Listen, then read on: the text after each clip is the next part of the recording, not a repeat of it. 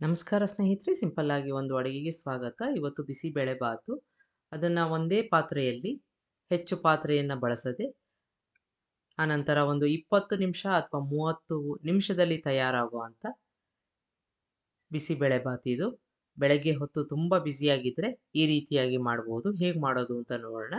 ಮೊದಲನೇದಾಗಿ ನಾನು ಬಿಸಿಬೇಳೆ ಬಾತ್ ಪೌಡರ್ನ ಮಾಡ್ಕೋತಾ ಇದ್ದೀನಿ. 1.5 ಟೇಬಲ್ ಸ್ಪೂನಷ್ಟು ಕಡಲೆಬೇಳೆ, ಅಷ್ಟೇ ಪ್ರಮಾಣದ ಉದ್ದಿನಬೇಳೆ ಹಾಕ್ಕೋತಾ ಇದ್ದೀನಿ. ಈಗ ಇದನ್ನು ಹಾಕ್ಕೊಂಡು ಇದಕ್ಕೆ 3 ಟೇಬಲ್ ಸ್ಪೂನಷ್ಟು ಕೊತ್ತಂಬರಿ ಬೀಜ, 1/4 ಟೀ ಸ್ಪೂನಷ್ಟು ಮೆಂತ್ಯ ಹಾಕ್ಕೊಂಡು ಸಣ್ಣ ಉರಿನಲ್ಲಿ ಹಸಿ ವಾಸನೆ ಎಲ್ಲ ಹೋಗೋ ತನಕ, ಸ್ವಲ್ಪ ಕಲರ್ ಬರೋ ತನಕ ಹುರ್ಕೋಬೇಕು. ಇದ್ರದ್ದು ನಾನು ಡಿಸ್ಕ್ರಿಪ್ಷನ್ ಬಾಕ್ಸ್ನಲ್ಲಿ ಹಾಕಿರ್ತೀನಿ. ಈಗ 1.5 ಟೀ ಸ್ಪೂನಷ್ಟು ಜೀರಿಗೆ ಹಾಕ್ಕೊಂಡಿದ್ದೀನಿ. ಒಂದು 6 ಮರಾಠಿ ಮೊಗ್ಗು ಅಂತ ಸಿಗತ್ತೆ, 3 ಏಲಕ್ಕಿ, ಒಂದು 4ರಿಂದ 5 ಲವಂಗ ಹಾಕ್ಕೋತಾ ಇದ್ದೀನಿ. ಒಂದು 2 ಇಂಚಿನಷ್ಟು ದಾಲ್ಚಿನ್ನಿ, ಎಲ್ಲವನ್ನು ಸೇರಿಸ್ಕೊಂಡು ಚೆನ್ನಾಗಿ ಹುರ್ಕೊಂಡು ಬಿಡೋಣ. ಆದಷ್ಟು ಸಣ್ಣ ಊರಿನಲ್ಲಿ ಹುರ್ಕೋಬೇಕು. ಈಗ ಇದಕ್ಕೆ ಒಂದು 15ರಿಂದ 20 ಕರಿಬೇವಿನ ಎಲೆ, ಅದನ್ನು ಸೇರಿಸ್ಕೊಂಡು ಹುರ್ಕೊಂಬಿಡೋಣ. ಗರಿಗರಿಯಾಗಿ ಆಗಬೇಕು. ಈಗ ಇದಾದ ನಂತರ ನಾನಿಲ್ಲಿ ಮೆಣಸಿನ್ಕಾಯಿ ಹಾಕ್ಕೋತಾ ಇದ್ದೀನಿ. ಗುಂಟೂರು ಮತ್ತು ಬ್ಯಾಡಗಿ ಸೇರಿಸ್ಕೊಂಡು ಸುಮಾರು 10ರಿಂದ 12 ಇರ್ಬೋದು. ಹೆಚ್ಚಿನ ಪ್ರಮಾಣದಲ್ಲಿ ಬ್ಯಾಡಗಿ ಹಾಕ್ಕೊಂಡಿದ್ದೀನಿ, ಗುಂಟೂರು ಕಡಿಮೆ. ನಿಮಗೆ ಖಾರ ನೋಡಿಕೊಂಡು ಹಾಕ್ಕೋಬೇಕಾಗತ್ತೆ. ಕೊನೆಯಲ್ಲಿ ಸ್ವಿಚ್ ಆಫ್ ಮಾಡಿದ್ಮೇಲೆ ಅರ್ಧ ಕಪ್ನಷ್ಟು ಕೊಬ್ಬರಿ ತುರಿನ ಹಾಕ್ಕೊಂಡು ಚೆನ್ನಾಗಿ ಈ ಥರ ಹುರ್ಕೊಂಡು ಸ್ವಿಚ್ ಆಫ್ ಮಾಡಿಕೊಂಡು ಆರಿದ್ಮೇಲೆ ಇದನ್ನು ಮಿಕ್ಸಿಗೆ ಹಾಕ್ಕೊಂಡು ಪೌಡರ್ ಮಾಡಿ ಇಟ್ಕೊಂಡಿರಬೇಕು. ಆಗ ಬೆಳಗ್ಗೆ ಬೇಗ ಇದು ಆಗತ್ತೆ. ಈಗ ಮಿಕ್ಸಿಗೆ ಹಾಕ್ಕೊಂಡು ಪೌಡ್ರ್ ಮಾಡಿ ನೀವು ಸ್ಟೋರ್ ಮಾಡಿ ಬೇಕಾದರೆ ಇಟ್ಕೋಬೋದು. ಈಗ ಪೌಡರ್ ಆಗಿದೆ ಇದು. ಸುಮಾರು ಇಷ್ಟು ಪ್ರಮಾಣ ಒಂದು 2 ಸಲ ಮಾಡ್ಬೋದು. ಈ ರೀತಿಯಾಗಿ ನೀವು ಮಾಡಿ ಇಟ್ಕೊಂಡ್ರೆ ಬೆಳಗ್ಗೆ ಬೇಗ ಮಾಡ್ಕೋಬೋದು. ಈಗ ಬಿಸಿಬೇಳೆ ಬಾತ್ ಹೇಗೆ ಮಾಡೋದು ಅಂತ ನೋಡೋಣ. ಇಲ್ಲಿ ನಾನು ಅರ್ಧ ಕಪ್ನಷ್ಟು ತೊಗರಿಬೇಳೆ ಸುಮಾರು 15 ನಿಮಿಷದಿಂದ ಚೆನ್ನಾಗಿ ತೊಳೆದು ನೆನೆಸ್ಕೊಂಡಿದ್ದೀನಿ. ಇದು ತುಂಬ ಮುಖ್ಯ. 15 ನಿಮಿಷಕ್ಕಿಂತ ಹೆಚ್ಚು ಬೇಕಾದರೂ ನೆನೆಸ್ಬೋದು. ಅಷ್ಟೇ ಪ್ರಮಾಣದ ಅಕ್ಕಿ ತೊಗೊಂಡಿದ್ದೀನಿ. ಇದನ್ನು ಬರೀ ತೊಳ್ಕೊಂಡು ಇಟ್ಕೊಂಡಿದ್ದೀನಿ. ಯಾವ ತರಕಾರಿ ನಿಮಗೆ ಬೇಕೋ ಅದನ್ನು ತೊಗೋಬೋದು. ಇಲ್ಲಿ ಸಣ್ಣ ಕಪ್ನಷ್ಟು ನಾನು ಕ್ಯಾರೆಟು ಮತ್ತು ಬೀನ್ಸ್ನ ತೊಗೊಂಡಿದ್ದೀನಿ. ಈಗ ನಾನು ಬಿಸಿಬೇಳೆ ಬಾತ್ ತೋರಿಸಿದ್ನಲ್ಲ, ಅದರಲ್ಲಿ ಒಂದು 3 ಸ್ಪೂನು, 1 ಟೊಮ್ಯಾಟೊ, ಒಂದು ಸಣ್ಣ ಕಪ್ನಷ್ಟು ಕಾಯಿ ತುರಿ ಹಾಕ್ಕೊಂಡು ಸ್ವಲ್ಪ ನೀರು ಹಾಕ್ಕೊಂಡು ರುಬ್ಕೋತಾ ಇದ್ದೀನಿ. ಇದು ನೀವು ಬೇಕಾದರೆ ಮಾಡ್ಕೋಬೋದು, ಇಲ್ಲ ಅಂತಂದರೆ ಡೈರೆಕ್ಟಾಗಿ ಪುಡಿನ ಹಾಕ್ಬೋದು. ಈಗ ರುಬ್ಕೊಂಡು ಇಟ್ಕೊಂಡಿದ್ದೀನಿ. ಈಗ ಕುಕ್ಕರ್ ಪಾತ್ರೆಗೆ ನಾನು 4 ಟೇಬಲ್ ಸ್ಪೂನಷ್ಟು ಎಣ್ಣೆ ಹಾಕ್ಕೋತಾ ಇದ್ದೀನಿ. ಎಣ್ಣೆ ಕಾದಿದೆ. 1/4 ಕಪ್ನಷ್ಟು ಕಡಲೆಕಾಯಿ ಬೀಜ ಹಾಕ್ಕೊಂಡು ಅದನ್ನು ಚೆನ್ನಾಗಿ ಈ ರೀತಿಯಾಗಿ ಎಣ್ಣೆಯಲ್ಲಿ ಬಾಡಿಸ್ಕೊಂಡು ಚೆನ್ನಾಗಿ ಗರ್ಗರಿಯಾಗಿದೆ ಅಂತಾದರೆ ತೆಕ್ಕೊಂಡ್ಬಿಡೋಣ.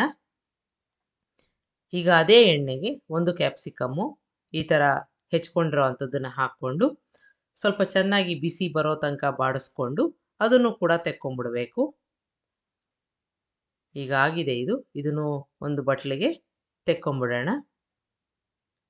ಈಗ ಉಳಿದಿರೋ ಎಣ್ಣೆ ಸಾಕು. ಅದಕ್ಕೆ ನಾವು ಒಗ್ಗರಣೆ ಮಾಡ್ಕೊಳ್ಳೋಣ. ಅರ್ಧ ಟೀ ಸ್ಪೂನಷ್ಟು ಸಾಸಿವೆ ಹಾಕ್ಕೊಂಡಿದ್ದೀನಿ. ಸ್ವಲ್ಪ ಹಿಂಗನ್ನು ಹಾಕ್ಕೋತಾ ಇದ್ದೀನಿ. ಈಗ ಚೆನ್ನಾಗಿ ಚಟಪಟ ಆದಮೇಲೆ ಮಿಕ್ಕ ಪದಾರ್ಥಗಳನ್ನ ಹಾಕ್ಕೋತಾ ಹೋಗೋಣ. ಒಂದು 8-10 ಕರಿಬೇವಿನ ಎಲೆ. ಇದಾದ ನಂತರ ನಾವು ಇಟ್ಕೊಂಡಿದ್ದ ಒಂದು ತರಕಾರಿ ಹಾಕ್ಕೊಂಡು ಒಂದು 3 ನಿಮಿಷ ಈ ರೀತಿಯಾಗಿ ಬಾಡಿಸ್ಕೋಬೇಕು. ಸ್ವಲ್ಪ ಚೆನ್ನಾಗಿ ಬಿಸಿ ಬರಬೇಕು. ಈಗ ನೋಡಿ ಈ ಥರ ಒಂದರ ಶೈನಿಂಗು ಎಲ್ಲ ಕಡೆ ಎಣ್ಣೆ ಚೆನ್ನಾಗಿ ಹರಡಿದೆ. ಇದಕ್ಕೆ ನಾವು ರುಬ್ಕೊಂಡಿರೋ ಒಂದು ಪೇಸ್ಟ್ನ ಹಾಕ್ಕೋಬೇಕು. ನೀರನ್ನು ಸ್ವಲ್ಪ ಹಾಕ್ಕೊಂಡಿದ್ದೀನಿ. ಈಗ ಚೆನ್ನಾಗಿ ಮಿಕ್ಸ್ ಮಾಡ್ಕೊಂಬಿಡೋಣ. ಒಂದು 2ರಿಂದ 3 ನಿಮಿಷ ಈ ರೀತಿಯಾಗಿ ಮಿಕ್ಸ್ ಮಾಡ್ಕೋಬೇಕು. ಈಗ ಮಿಕ್ಸ್ ಮಾಡ್ಕೊಂಡಿದ್ದಾದಮೇಲೆ ಒಂದು ಸಣ್ಣ ಕಪ್ನಷ್ಟು ಹುಣಸೆ ರಸನ ಹಾಕ್ಕೋಬೇಕು. ಈಗಾಗಿದೆ ಬಾಡಿಸ್ಕೊಂಡಿದ್ದು. ಹುಣಸೆ ರಸ ಹಾಕ್ಕೊಂಡಿದ್ದೀನಿ. ರುಚಿಗೆ ತಕ್ಕಷ್ಟು ಉಪ್ಪು, ಒಂದು ಚೂರು ಬೆಲ್ಲ ಹಾಕ್ಕೋತಾ ಇದ್ದೀನಿ. ಬೇಡ ಅಂತಂದರೆ ನೀವು ಸ್ಕಿಪ್ ಮಾಡ್ಬೋದು. ಎಲ್ಲವನ್ನು ಚೆನ್ನಾಗಿ ಮಿಕ್ಸ್ ಮಾಡ್ಕೊಂಬಿಡೋಣ. ತರಕಾರಿಗೆ ಚೆನ್ನಾಗಿ ಉಪ್ಪು ಖಾರ ಎಲ್ಲ ಬರುತ್ತೆ. ಈಗ 2 ನಿಮಿಷ ಇದು ಕುದೀತಾ ಇದೆ. ಆ ಘಾಟ್ ಇರುತ್ತಲ್ಲ ಪುಡಿದು, ಅದು ಹೋಗಿರುತ್ತೆ. ಇದಕ್ಕೆ ನಾವು ಈಗಾಗಲೇ ನೆನೆಸ್ಕೊಂಡಿರೋ ಬೇಳೆ, ಅದ್ರ ಜೊತೆಗೆ ಅಕ್ಕಿನೂ ಕೂಡ ಹಾಕ್ಕೊಂಡು ಮಿಕ್ಸ್ ಮಾಡ್ಕೊಂಬಿಡೋಣ. ಈಗ 1 ಕಪ್ಗೆ 4ರಂತೆ ನೀರು, ಒಟ್ಟಾರೆ 8 ಕಪ್ನಷ್ಟು ನೀರನ್ನು ಹಾಕ್ಕೋತಾ ಇದ್ದೀನಿ. ನೀವು ಯಾವ ಕಪ್ನಲ್ಲಿ ಬೇಳೆ ತೊಗೊಂಡಿರ್ತೀರಾ ಮತ್ತು ಅಕ್ಕಿ ತೊಗೊಂಡಿರ್ತೀರಾ ಅದರಲ್ಲೇ ಅಳತೆಯಾಗಿ 8 ಕಪ್ನಷ್ಟು ನೀರು. ಈಗ ಚೆನ್ನಾಗಿ ಮಿಕ್ಸ್ ಮಾಡಿಕೊಂಡು 2 ವಿಷಲ್ಲು ಮೀಡಿಯಮ್ ಉರಿನಲ್ಲಿ ಕೂಗಿಸ್ಕೋಬೇಕು. ಈಗ ಬಿಸಿಬೇಳೆ ಬಾತು ರೆಡಿಯಾಗಿದೆ. ನಿಮ್ಗೆ ಇನ್ನೂ ನೀರಾಗಿ ಬೇಕು ಅಂತಂದರೆ ಇನ್ನೂ 1 ಕಪ್ನಷ್ಟು ನೀರನ್ನು ಹಾಕ್ಕೋಬೋದು. ಈ ಹದದಲ್ಲಿ ಕರೆಕ್ಟಾಗಿರುತ್ತೆ. ನಿಮಗೆ ಯಾವ ರೀತಿ ಬೇಕು ಅಂತ ನೋಡಿಕೊಂಡು ನೀರನ್ನು ಹಾಕ್ಕೋಬೇಕಾಗತ್ತೆ. ಈಗ ನಾವು ಹುರ್ಕೊಂಡು ಇಟ್ಕೊಂಡಿದ್ವಲ್ಲ ಕ್ಯಾಪ್ಸಿಕಮ್ಮು ಮತ್ತು ಕಡಲೆಕಾಯಿ ಬೀಜ, ಅದನ್ನು ಹಾಕ್ಕೊಂಡು ಮಿಕ್ಸ್ ಮಾಡ್ಕೊಂಬಿಡೋಣ. ಆ ಬಿಸಿಗೆ ಎಲ್ಲ ಚೆನ್ನಾಗಿ ಹೊಂದ್ಕೊಳ್ಳುತ್ತೆ. ಈಗ ನೋಡಿ ಬಿಸಿಬೇಳೆ ಬಾತು ರೆಡಿ ಆಯಿತು. ಇದನ್ನು ಸರ್ವ್ ಮಾಡ್ಬೋದು ನೀವು ತುಪ್ಪದ ಜೊತೆ, ಮತ್ತು ಒಂದು ಯಾವುದಾದ್ರೂ ರಾಯ್ತ ಮಾಡಿಕೊಂಡು ಸರ್ವ್ ಮಾಡಿ, ಬೇಗ ಆಗುತ್ತೆ. ನಿಮಗೆ ಈ ರೆಸಿಪಿ ಇಷ್ಟ ಆದಲ್ಲಿ ಲೈಕ್ ಮಾಡಿ, ಶೇರ್ ಮಾಡಿ, ಕಮೆಂಟ್ ಮಾಡಿ. ಇನ್ನು ಮುಂದಿಂದು ತುಂಬ ಸುಲಭನಾಗಿರೋ ಅಂಥ ಕುಕ್ಕರಲ್ಲಿ ಮಾಡೋ ಅಂಥ ಟೊಮೆಟೊ ಪಲಾವು, ಅದ್ರ ಜೊತೆಗೆ ಒಂದು ರಾಯ್ತ, ಮತ್ತು ಇನ್ನೊಂದು ನೆಂಚ್ಕೊಳ್ಳೋಕ್ಕೋಸ್ಕರ ಪೊಟ್ಯಾಟೊ ಫ್ರೈ ಅಥವಾ ಆಲೂ ಫ್ರೈ ಅಂತ ಮಾಡ್ತಾಯಿದ್ದೀನಿ. ಎಲ್ಲವೂ ತುಂಬ ಚೆನ್ನಾಗಿರೋ ಅಂಥದ್ದು. ಇದಕ್ಕೆ ನಾನು ಮೊದಲನೇದಾಗಿ ಟೊಮೆಟೊ ತೊಗೊಂಡಿದ್ದೀನಿ. ಚೆನ್ನಾಗಿ ತೊಳೆದುಕೊಂಡು ಈ ಥರ ಕಟ್ ಮಾಡಿಕೊಂಡು ಮಿಕ್ಸಿಗೆ ಹಾಕ್ಕೊಂಡು ಇದನ್ನು ರುಬ್ಕೊಂಡು ಇಟ್ಕೋತಾ ಇದ್ದೀನಿ. ಈ ರೀತಿಯಾಗಿ ಪ್ಯೂರಿ ಮಾಡಿಕೊಂಡು ಇಟ್ಕೋತಾ ಇದ್ದೀನಿ. 3 ಟೊಮೆಟೊನ ಹುಳಿ ಇಲ್ಲದೆ ಇರೋದನ್ನು ತೊಗೊಂಡಿದ್ದೀನಿ. ಈಗ ಒಂದು ಮಿಕ್ಸಿ ಜಾರ್ಗೆ 1 ಕಪ್ನಷ್ಟು, ಸಣ್ಣ ಕಪ್ನಷ್ಟು ಕಾಯಿ ಹಾಕ್ಕೊಂಡು ಅದಕ್ಕೆ 2 ಲೋಟದಷ್ಟು ನೀರನ್ನು ಹಾಕ್ಕೊಂಡು ಈ ರೀತಿಯಾಗಿ ಕಾಯಿ ಹಾಲನ್ನು ತಯಾರಿ ಮಾಡಿಕೊಂಡು ಹಾಕ್ಕೋತಾ ಇದ್ದೀನಿ.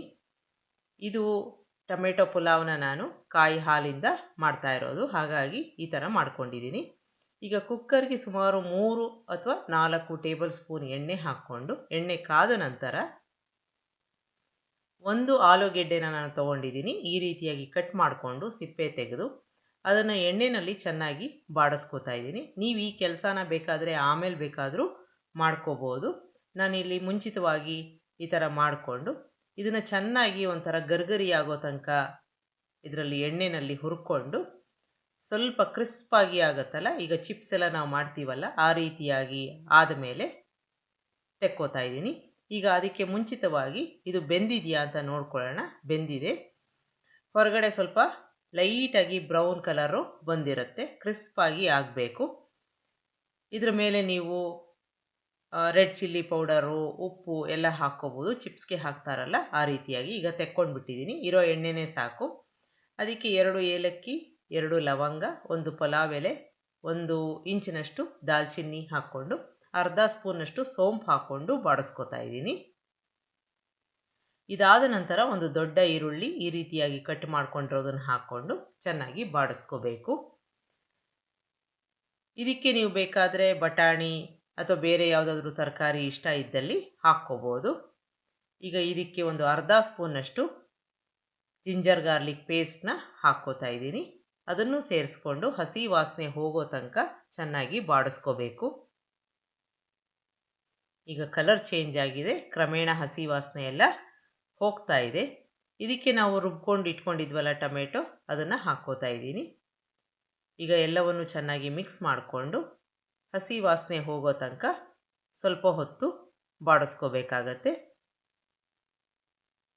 ಈಗ ಈ ಥರ ಬಾಡಿಸ್ಕೊಂಡಿದ್ದ ಆದಮೇಲೆ ಇದಕ್ಕೆ ನಾನು 1 ಟೀ ಸ್ಪೂನಷ್ಟು ಅಥವಾ ಅರ್ಧ ಟೀ ಸ್ಪೂನಷ್ಟು ಅರಿಶಿನ, ರೆಡ್ ಚಿಲ್ಲಿ ಪೌಡರು, ಖಾರಕ್ಕೆ ಮತ್ತು ಕಲರ್ಗೆ ಬೇಕಾಗಿರೋ ರೆಡ್ ಚಿಲ್ಲಿ ಪೌಡರು, ಅರ್ಧ ಟೀ ಸ್ಪೂನು ಗರಂ ಮಸಾಲಾನ ಹಾಕ್ಕೊಂಡಿದ್ದೀನಿ. ಗರಂ ಮಸಾಲ ಬದಲಾಗಿ ನೀವು ಬೇಕಾದರೆ ಬಿರಿಯಾನಿ ಮಸಾಲ ಇದ್ದರೆ ಅದನ್ನು ಹಾಕ್ಕೋಬೋದು. ಈಗ ಮುಚ್ಚಿ ಎಣ್ಣೆ ರಿಲೀಸ್ ಆಗೋ ತನಕ ಬೇಯಿಸ್ಕೋಬೇಕು. ನೋಡಿ, ಎಣ್ಣೆ ರಿಲೀಸ್ ಆಗಿದೆ, ಹಸಿ ವಾಸನೆ ಎಲ್ಲ ಸಂಪೂರ್ಣವಾಗಿ ಹೋಗಿದೆ. ಈಗ ಇದಕ್ಕೆ ಮಿಕ್ಕ ಪದಾರ್ಥಗಳನ್ನ ಹಾಕ್ಕೊಳ್ಳೋಣ. ಅಕ್ಕಿ ಹಾಕ್ಕೋತಾ ಇದ್ದೀನಿ. ಇದನ್ನು ನಾನು ಚೆನ್ನಾಗಿ ತೊಳೆದು ಒಂದು 10 ನಿಮಿಷ ನೆನೆಸ್ಕೊಂಡಿದ್ದೆ. ನಿಮಗೆ ಉದುರಾಗಬೇಕಾ ಇಲ್ಲ ಸ್ವಲ್ಪ ಮುದ್ದೆಯಾಗಿ ಬೇಕಾ ಅಂತ ನೋಡಿಕೊಂಡು ಹಾಕ್ಕೋಬೇಕು. ಪುದೀನ, ಕೊತ್ತಂಬರಿ ಸೊಪ್ಪು ಹಾಕ್ಕೊಂಡಿದ್ದೀನಿ. ನಾವು ಕಾಯಿ ಹಾಲು ತೆಕ್ಕೊಂಡಿದ್ವಲ್ಲ ಅದನ್ನು ಹಾಕ್ಕೊಂಡಿದ್ದೀನಿ. ನಾನಿಲ್ಲಿ 1 ಕಪ್ ಅಕ್ಕಿಗೆ 2ರಷ್ಟು ಕಾಯಿ ಹಾಲನ್ನ ಹಾಕ್ಕೊಂಡಿದ್ದೀನಿ. ನಿಮಗೆ ಉದುರಾಗಬೇಕು ಅಂತಂದರೆ 1/4 ಸಾಕು. ಈಗ ರುಚಿಗೆ ತಕ್ಕಷ್ಟು ಉಪ್ಪು ಹಾಕ್ಕೊಂಡಿದ್ದೀನಿ. ಎಲ್ಲವನ್ನು ಚೆನ್ನಾಗಿ ಮಿಕ್ಸ್ ಮಾಡ್ಕೊಂಬಿಡೋಣ. ಬಾಸ್ಮತಿ ರೈಸ್ ನಾನು ತೊಗೊಂಡಿದ್ದೀನಿ ಇಲ್ಲಿ, ನೀವು ಬೇಕಾದರೆ ನಾರ್ಮಲ್ ರೈಸ್ನಲ್ಲಿ ಮಾಡ್ಬೋದು. ಮುಚ್ಚಳ ಮುಚ್ಚಿ ಮೀಡಿಯಮ್ ಊರಿನಲ್ಲಿ 2 ವಿಷಲ್ಲು. ಅಷ್ಟೊತ್ತಿಗೆ ಒಂದು ರಾಯ್ತ ಮಾಡ್ಕೊಂಡ್ಬಿಡೋಣ. ಒಂದು ಪಾತ್ರೆಗೆ ಸ್ವಲ್ಪ ಬೆಚ್ಚಗಿರೋ ನೀರನ್ನ ಹಾಕ್ಕೋತಾ ಇದ್ದೀನಿ. ತುಂಬ ಬಿಸಿ ಇರೋದು ಬೇಡ, ಸ್ವಲ್ಪ ಬಿಸಿ ಇದ್ದರೆ ಸಾಕು, ಬೆಚ್ಚಗಿದ್ರೆ ಸಾಕು. ಇದಕ್ಕೆ ಬೂಂದಿ ಹಾಕ್ಕೋತಾ ಇದ್ದೀನಿ. ಇಲ್ಲ ಸಪ್ಪೆ ಬೂಂದಿ, ಇಲ್ಲ ಉಪ್ಪು ಹಾಕಿರೋ ಅಂಥ ಬೂಂದಿನ ಬಳಸಬೇಕು.